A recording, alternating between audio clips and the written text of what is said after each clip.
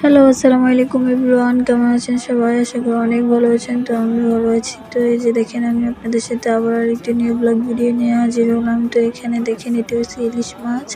আমার আব্বু রাতে ইলিশ মাছ আনছিল। তো এখানে 3টি ইলিশ মাছকে কেটে ধুয়ে পরিষ্কার করে নিয়েছি। তারপর দিয়ে দিলাম লবণ, তারপর দিয়ে দিলাম হলুদ গুঁড়ো, তারপর দিয়ে দিলাম মশলা গুঁড়ো, দিয়ে ভালোভাবে মেখে নিচ্ছি। এটাকে ভালোভাবে মেখে নেওয়া হয়ে গেলে তারপর আমি একটা পাইপ্যান বসিয়ে দিব। পাইপ্যানের মধ্যে তেল দিয়ে দিব। তেলটা গরম হয়ে আসলে আমি সবগুলো ইলিশ মাছ আমি একে একে দিয়ে দিব।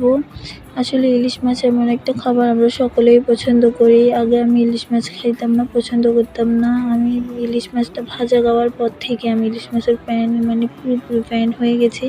তো এখানে আমি 4টে পেঁয়াজ কুটে নিয়েছি। তারপর কাঁচামরিচ দিয়ে যে ইলিশ মাছটা মেখেছি ওটার হলুদ দিয়ে আমি পেঁয়াজটা মেখে নিয়েছি। তারপর দেখেন, আমার ইলিশ মাছটা এক পিঠ হয়ে আসছে, আরেক পিঠ আমি উল্টে দিচ্ছি। আরেক পিঠ হয়ে আসলে আমি ইলিশ মাছটা নামিয়ে নেব। এই যে দেখেন, পেঁয়াজটা আমি ব্রাউন কালার করে ভেজে নেব। ভেজে নেওয়ার পর আমার ইলিশ মাছ ভাজি করা কমপ্লিট। এই যে কতটা সুন্দর হয়েছে। তোমার ভিডিওটি যদি ভালো লেগে থাকে আমার চ্যানেলটি সাবস্ক্রাইব করে লাইক কমেন্ট শেয়ার করে আমার চ্যানেলের পাশে থাকবেন। আসসালামু আলাইকুম সবাইকে।